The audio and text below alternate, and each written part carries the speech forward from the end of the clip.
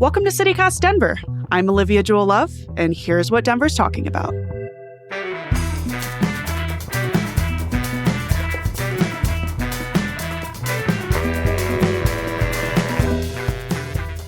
Denver recently passed a year-long moratorium on building new data centers, but that doesn't impact the existing CoreSite DE3 facility being built in North Denver.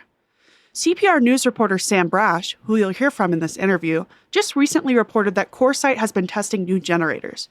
Apparently, they're nearing completion of the first phase of the data center, and the neighbors say it's already loud. So, we're revisiting a conversation with Sam and our host Bree Davies from last fall about what to expect when a data center moves in next door.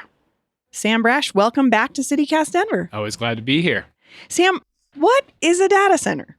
So data centers are massive facilities full of computer processors, servers, things that can manage the AI tools we increasingly rely on, as well as just like cloud computing, search results. Anytime you're engaging with the internet, anything you send out, it's going to a data center and coming back to you. So all the things we do all day long on our phones have to go somewhere. Yes, that's right. And they go to data centers. Okay. Something that I found interesting was this quote from Eric Bromfield, who's CoreSite's vice president of acquisitions and development. He said, "We're not really too different from a big office building 99% of the time." Is that true? Yeah, that quote caught my attention too. And it's also what CoreSite, this data center company's spokesperson, told me repeatedly, is we're a big low-slung warehouse. We're rooms full of computers. Why are you worried about air quality?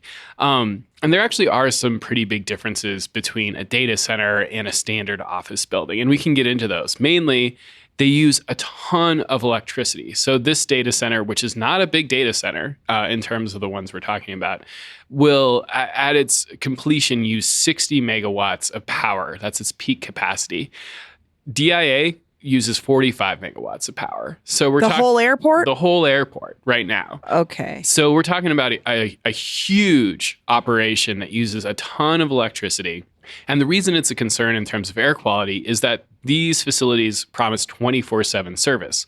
So what that means is if the grid goes down, they'll have massive, in this case, diesel backup generators ready to flip on and keep the computers working, keep their customers, supplied with the computing power that they've already leased from the company. Those diesel backup generators produce exhaust, and that's a threat to local air quality. How often is a backup needed like that? I don't think often right now. And Okay. This is another thing that the company stressed to me over and over again. Like, we're just going to use these diesel backup generators for very short testing runs during the day between 7 a.m. and 7 p.m. or when the power goes out, and the power doesn't go out that much, which, as far as I could tell, is true. The issue is, one, you're putting this new huge drain on the grid, and the more power you put onto the grid, the more demand you put onto the grid, the less reliable that grid is going to be. So Trump's Department of Energy has actually released a report saying, like, hey, if we're going to build all these data centers and not match them with huge fossil fuel power plants, the grid's going to get way less reliable. They've said that, probably to justify the construction of more fossil fuel power plants, but it's also probably true. And then there's that threat as well. Like, these data centers need tons of electricity. The grid still really relies on fossil fuel power plants. So that's also another source of air pollution. Okay, can you explain that a little bit? Because that's what I really want to understand is the concern about pollution is really big here for this neighborhood. How does that come into play with what you're talking about? Yeah, so it's two things, right? The data center will increase demand on the grid. That requires fossil fuel power plants to increase the amount of coal and natural gas they're burning. And then because this data center is on the grid might get less reliable over time, or even if there's a power outage for another reason, like Excel recently threatened to shut off the power grid because of wildfire risk, then these backup diesel generators turn on, and that is suddenly a very hyper-local source of pollution right in this neighborhood, right next door to residents. What does CoreSite say about that? Not only about the energy usage, like you're saying, thinking about it in this comparison to something like DIA, but also how it will impact the community. Yeah, so on that, they say, well, this is something that will offer a lot of benefits to the city of Denver in general. Like, yes, we're going to use a lot of power. We're going to use a lot of water, and we can get into that too. We're also going to pay a ton of property taxes, right? We're going to pay $200 million in property taxes over 2 decades. We'll see if that's true. They also say we're going to employ people permanently, right? That they'll offer 75 jobs, not just to build the data center, but to operate it. So they say that there's benefits that you're getting by, using this amount of electricity. In terms of like those backup diesel generators and when they flip on, they say they're positioned inward to the property. So it's not going to be that bad. It's not going to be that noisy. But there are a lot of residents who are concerned that might not be the case. Well, and in the picture you paint in your piece about this is this building is being built right next to an affordable housing complex, right? I mean, people are going to be living right next to it. Yeah. And that's what really caught my attention with this whole story. I got assigned this from an editor, and like a lot of assignments from an editor, I'm like, I don't know, man. Like this, I don't think this is a big deal. I don't think air quality in data centers are a big deal. But as I started looking into it and started looking into this project in particular, what really caught my eye was just the proximity. So this data center is across the street from Vinia Apartments, which is an affordable housing complex, Tepeyac Community Health Center, which is a low-income health clinic, as well as the future site of Vinia Senior Living Center. So the same sort of affordable housing complex is building right now, a senior living center that'll be right across the street from this data center and directly adjacent to these 14 diesel backup generators. So that's where I was like, wow, it's hard to imagine a more sensitive part of the city when it comes to air quality, right? You have elderly people, you have people literally going to have asthma and different respiratory conditions treated, and it's going to be right across the street from this data center and the backup power generators that it'll rely on whenever the power goes out. So I have to say, from what I've heard, usually these data centers may be built in rural areas or again, like out by an airport. Can you explain how one ended up in Elyria-Swansea? Yeah, I asked CoreSite about this. They said a few things. One, this is a former concrete manufacturing plant, so it was already zoned for industrial use. This is an industrial use, and so they were good to go on that. That's why they were interested in the property. There's also apparently a benefit to putting data centers close. This episode is brought to you by the Colfax Avenue Business Improvement District. Celebrate Indie Week on Colfax now through August 1st with shopping, dining, drinks, fitness, karaoke, and specials at independent businesses throughout the district. Pick up a limited edition Colfax Colorado 150 canvas tote bag at Savage O Coffee and Ice Cream to unlock discounts at participating businesses, including Voodoo Donuts, Satellite Bar, X Bar, DNVR Bar, Ma's Kitchen, and more. Dude, you can even stop by the legendary Bound by Design or see the fab folks at Lemur Inc. for a Colfax flash tattoo. What? Enjoy karaoke at Pete's Satire Lounge and explore Ogden Street businesses such as Balanced Root and the Corner Beat. Visit colfaxab.com/indie-week for the latest participating businesses, tote discounts, events, and FaxPass specials. That's colfaxab.com/indie-week. To customers, to AI users. So CoreSite operates 2 other data centers in Denver, one sort of in uptown, the other one's right here downtown. And by putting this in Elyria-Swansea, putting it close to those other 2 sites, then AI users get faster results. So that's how they kind of narrowed in on this particular property. So there are already some of these data centers in the middle of the city already? Yeah. But they're much smaller than this one, and certainly much, much smaller than the giant ones you hear about like Meta and Google and Microsoft building. Because I have to say I was a little skeptical because of the nature of Elyria-Swansea's history, right? You talk about this. It's a super fun site. The Purina dog food factory is there. Suncor is there. The I-70 expansion was something the neighborhood fought in huge part because of the pollution concerns. So the company saying this is one of the few underdeveloped available parcels in the city that's properly zoned for this project. Well, of course, right. Of course, Elyria-Swansea is zoned for things that say Wash Park or I don't know, even my neighborhood probably isn't zoned for. Yeah, it makes a lot of sense, that places that have had industry in the past are zoned for industrial use.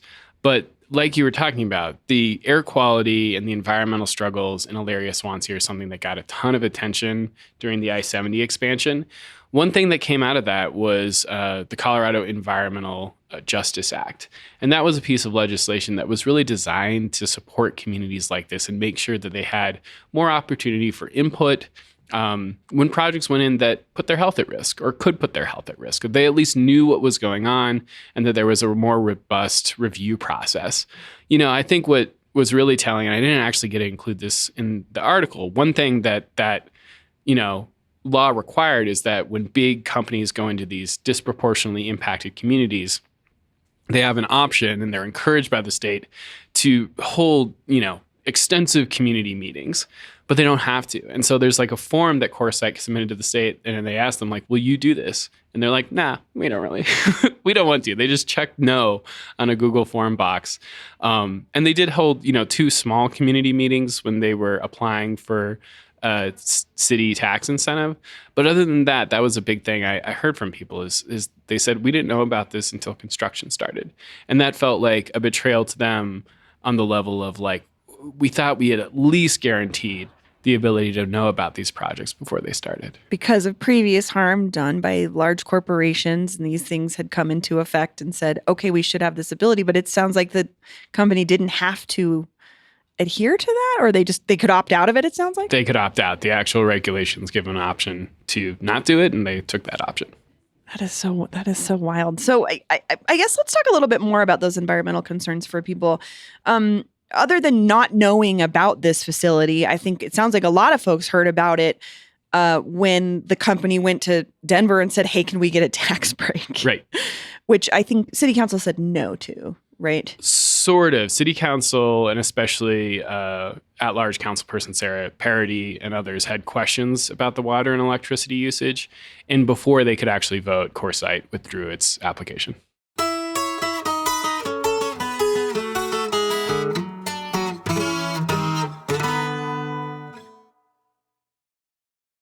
You know what? Let's talk about the water.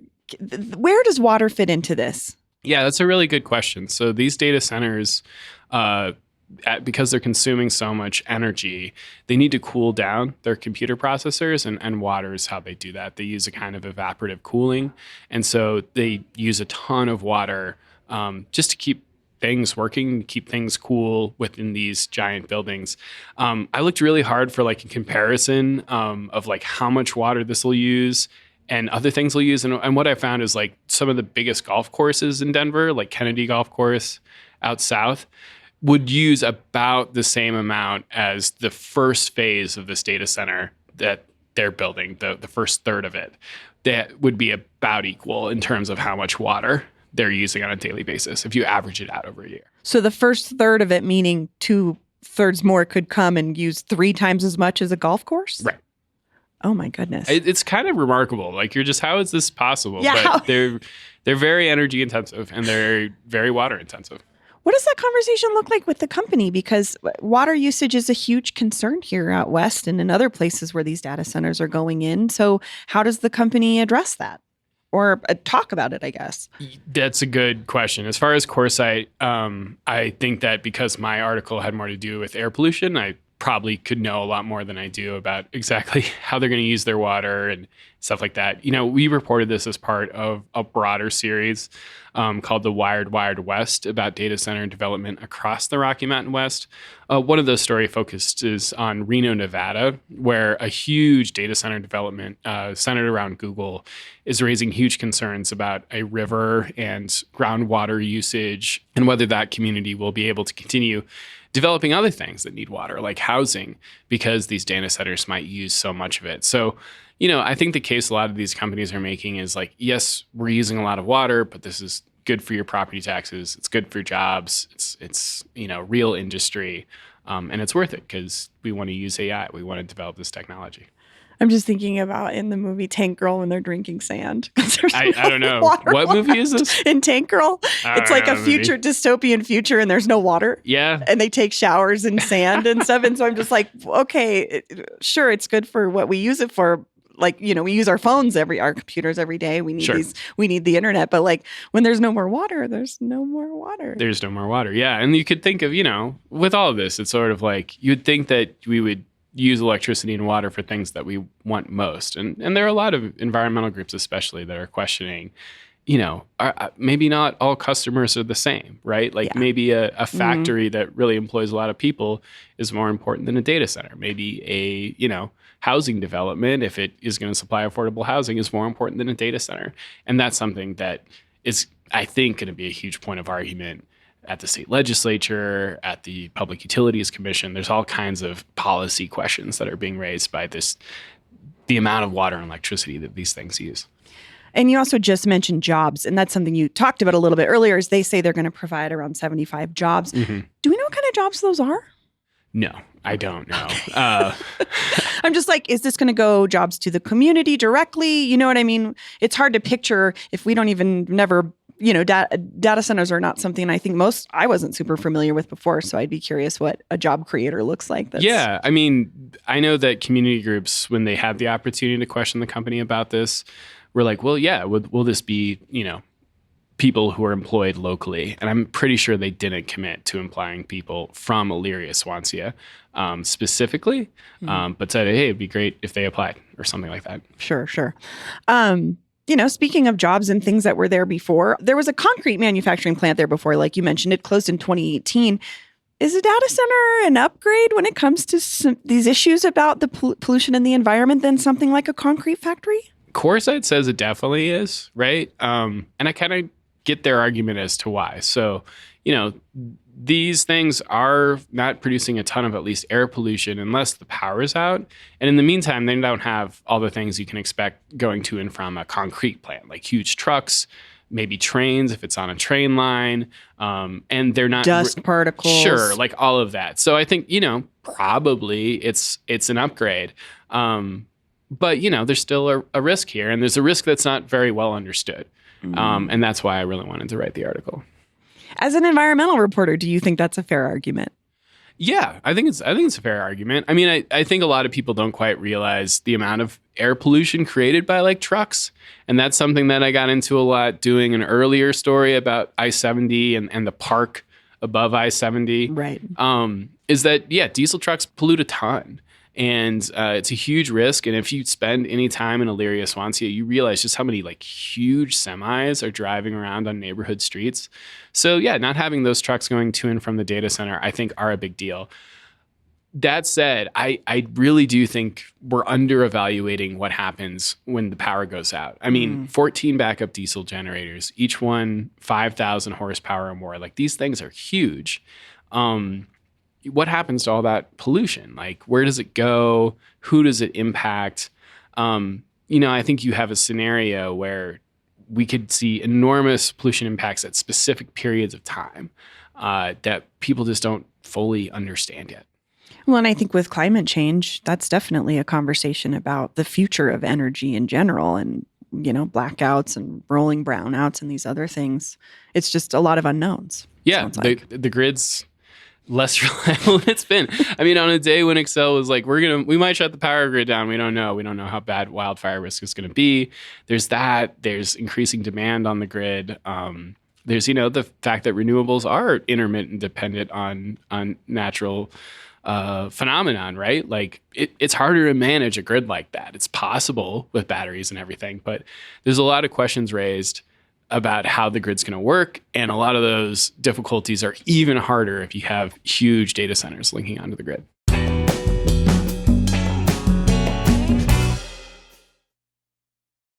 I'd love to get a sense of the politics of this because I have to say, I was like, when I was researching before I talked to you, there was a Reddit thread where folks were explaining like, oh, in my county, we stopped one of these from coming. Like we pushed back. Is there a political will to block these things in Colorado? In Colorado that's a great question. I think one thing you guys may have talked about on this show is the nuclear power plant out at DIA. It's a little subtle thing in there, but when Phil Washington was talking about it and other, CEO, he's the CEO of DIA, DEN, whatever you want to call it. Sure.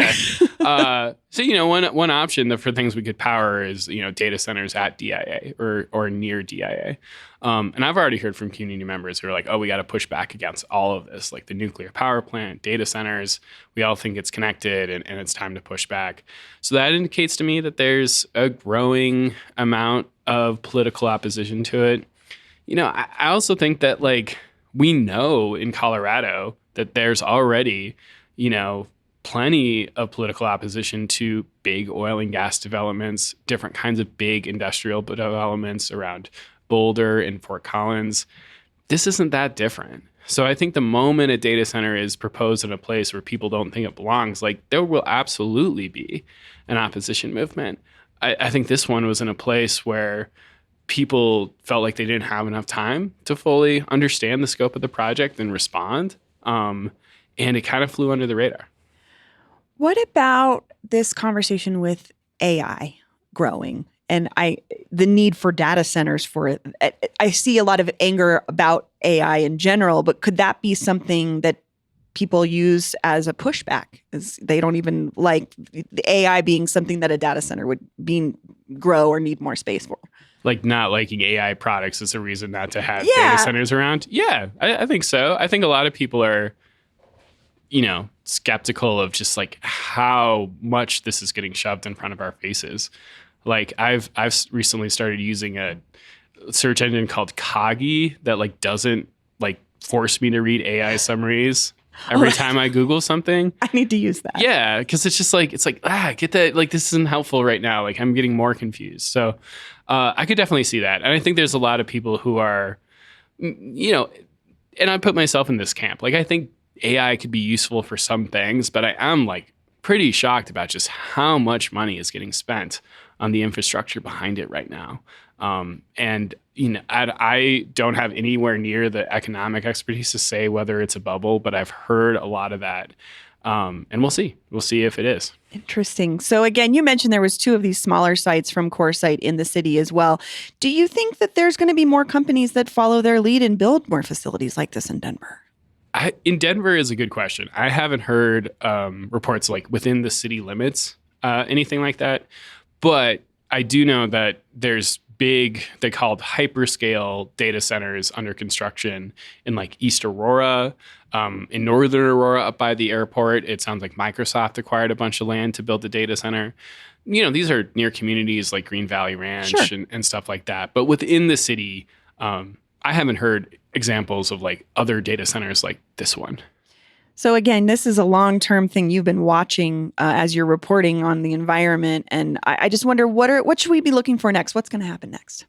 You mean in terms of like data centers and air quality? Yeah. Yeah. I mean, I think that this is, for me, okay, with this particular project, I'm interested in seeing what happens once they finish it. So they say they're not going to use their diesel generators very often.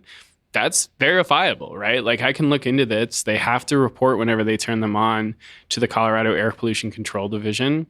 We can see how much they're using them and stuff like that. I think another really interesting thing to think about when it comes to like data centers and public health, and this site will be a great example, is just everything else that goes along with it, right? Like talking to people when I was like, hey, are you worried about the air quality? They're like, yeah, sure, we're always worried about the air quality, but can you tell me how noisy these things are? And I was like, I have no idea. Like they might be noisy. So maybe some other unintended consequences. Light pollution, noise pollution. To have this kind of industrial facility as your neighbor, like what does that really mean? So I think paying attention to that will be really important. Looking at how much water it actually uses will be really important. And tracking if it just like plays out, right? Like CoreSite has said it's going to build 1/3 of this, and then, it has plans to expand from there to this, much bigger 600,000 square foot data center campus. And that's in Elyria-Swansea. That's in Elyria-Swansea. Okay. Like, is there actually enough demand for that whole project, or does a combination of people actually like not using AI as much as they thought, or community pushback mean that they scale back the size of this whole thing? I think that would be really telling too. So that particular project I think is really interesting. On like a broader level, I think a lot of people are just waking up to the environmental consequences of this. So far, that has been a lot of focus on water and energy usage. I think increasingly, and this is, again, a big reason why I wrote this article, there are direct local public health impacts of having a data center next door. One of those is air quality risks, and I think people are going to increasingly recognize that that's a concern. Well, Sam, thank you so much. This was really interesting. Sure. I hope it didn't nerd out too hard on that one. We got pretty technical there, but I think this is fascinating. That's all for today here on CityCast Denver. If you enjoyed the show, why not take a minute to tell Brandon Scott, the high school teacher living in Elyria-Swansea who won a grant to study noise around the data center about us. Rate the show wherever you get your podcasts, follow us on Instagram and TikTok at CityCast Denver, and subscribe to our morning newsletter at denver.citycast.fm. You can support this show and get great perks by becoming a CityCast Denver neighbor at membership.citycast.fm. We'll be back tomorrow morning with more news from around the city. See ya!